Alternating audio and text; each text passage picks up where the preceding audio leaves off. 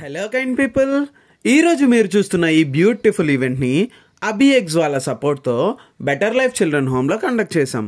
మన souls of humanity volunteers అక్కడ పిల్లలకి ఇష్టమైన ఫుడ్తో పాటు న్యూట్రిషన్ ఫుడ్ కుక్ చేయించి తీసుకొని వెళ్ళాం.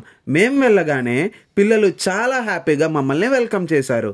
వాళ్ళతో కొంచెం టైం స్పెండ్ చేసి వాళ్ళకి ఇష్టమైన ఫుడ్ని సర్వ్ చేసాం.